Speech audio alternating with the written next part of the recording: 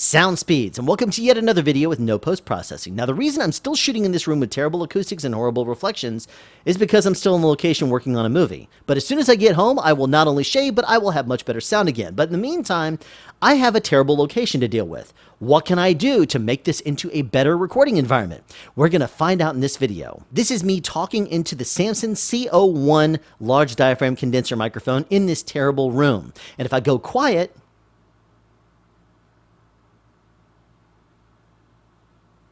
that's the noise floor of the room I'm in. Now I'm going to back off on the mic just a little bit so that now I'm actually 1 foot off the mic. This will give you an idea of how this room sounds around me when I'm not too far off the mic. I mean, to give you an idea, that's it right there. It's not very far away from me at all, and this is how I sound going into this mic from only a few inches away.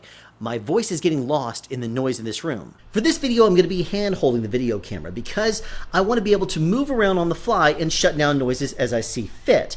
And on that note, sorry if it's shaky, I'm a sound guy, not a camera guy, so bear with me. On the note of sound, for this video, I'm using the Deity V-Mic D3 right on top of the camera, and if you like the way it sounds, there are links down in the description to check it out. And if you want to hear my review of its little brother, the V-Mic D3, then look at that video right there.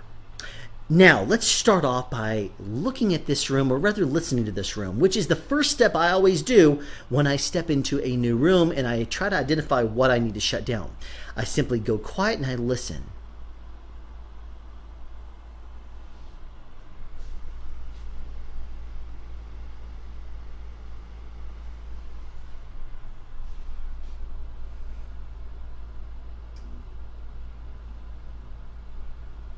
You just heard it cut on yet again. It was already noisy, but that back there just went on again.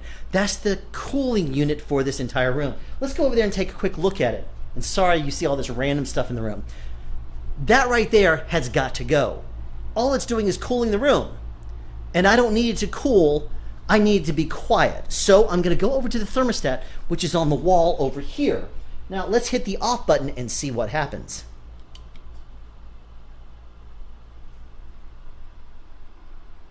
I just heard it shut down, which is a good thing. Now there's this culprit right here. That is the biggest thing that I'm hearing now that that wall cooling unit has shut down. What can we do about it? Well, considering that that is a full, all hotel room cooling unit, there's nothing I can really do about it, or is there?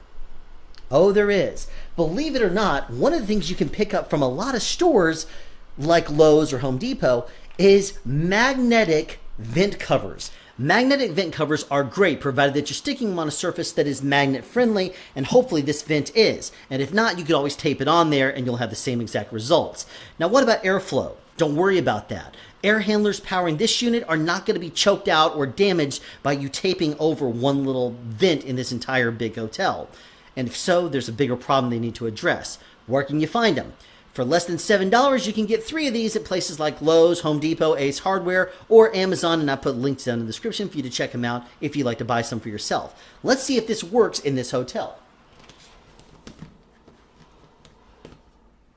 Well, first of all, listen to the sound before, and then listen to the sound as I close it up after.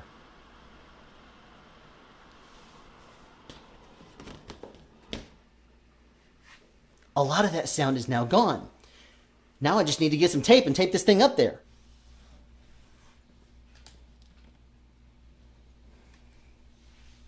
That's a lot quieter, isn't it? I mean, I'm whispering to you and it sounds so much better. And it's 2 a.m., so I didn't actually go out and get tape. I went to the front desk and asked if I could borrow theirs. Being a Hilton, they were like, absolutely, we'll gladly give you the tape. So I pretty much run this entire brand new roll down to almost nothing. And it's going to work great for me because I can hold on to this for a good hour or so, and they're not going to ask any questions. The next culprit I'm hearing is the extractor fan in the ceiling inside the bathroom. And believe it or not, there's a quick fix for those if you don't have a switch on the wall, which I luckily do. It just went off. But if not, there is a fix.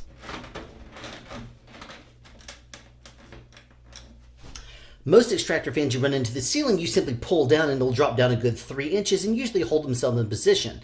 From there, you can reach up inside and unplug the regular wall outlet style plug that you'll find on the inside, and that will disable the fan. In this case, it's a little more complex. It has these little doodads that slide out like that, and hopefully that will release the entire mechanism. Well, it's got screws on it. I'm not going to go there for this video because I don't have a screwdriver on me. It's at work.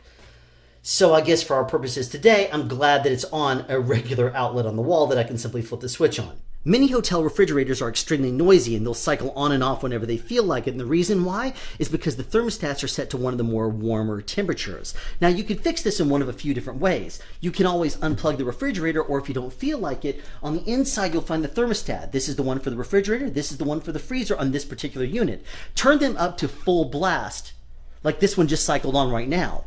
And because it's on right now, it's going to try to cool all this down, but I've had this door open for a couple of minutes, and so now it's in cooling mode.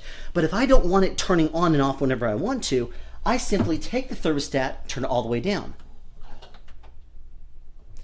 And as long as you close up the refrigerator door after it's nice and cold, it's not going to cycle on and off while you do your recording. Now this room is quite a bit quieter, and the only noises that I now hear are noises I have no control of, like through the windows I hear the traffic of the interstate right next to the hotel, and sometimes through the walls I can hear someone playing the TV kind of on the loud side. Occasionally I'll hear people running up and down the hall, but none of those are anything I can control, with exception of maybe taking the bed apart, using the mattress to block up the door, and maybe the cushions off the sofa behind me and using those to barricade up something. I don't know. Those are a couple of options. Maybe I could even, if I wanted to, shoot inside of a closet using the clothes that I brought with me as a baffle as well. Maybe even throw the blanket over top of me and record from underneath the bedspread if I really wanted to go that crazy. But that wouldn't be very good for picture now, would it? It's all about picture. Until it's about sound, like it is on this particular sound channel. Now, keep in mind that any of the techniques that I did in this video, you should proceed with caution when you do any of those. Do them at your own will. You didn't hear from me. Hopefully you learned some stuff in this video, and I encourage you to write in the comment section below if there's anything else that you would think of doing inside of this hotel room or any others to quiet them down further. Right now, I think I've done a pretty good job in here. And just for one last opportunity for you to hear, I'll go quiet.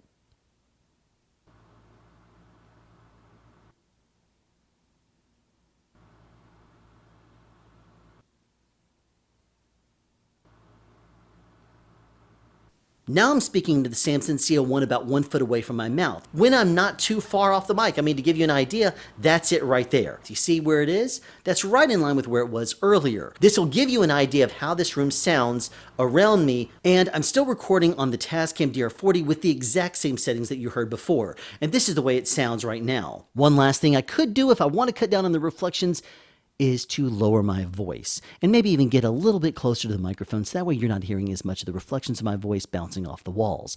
This is going to make it sound quite a bit more intimate and better overall for our recording. Hopefully you learned some things in this video. Thanks for tuning into this episode, and be sure to tune in the future for more sound tips and tricks and sound advice. Have a question you'd like answered or want to add something? Be sure to write it in the comment section down below. You can also make a suggestion for future topics of discussion. Again, comment section down below, or you can email me at soundspeeds@yahoo.com. Be sure to subscribe and turn on notifications so you won't miss out on future sound advice.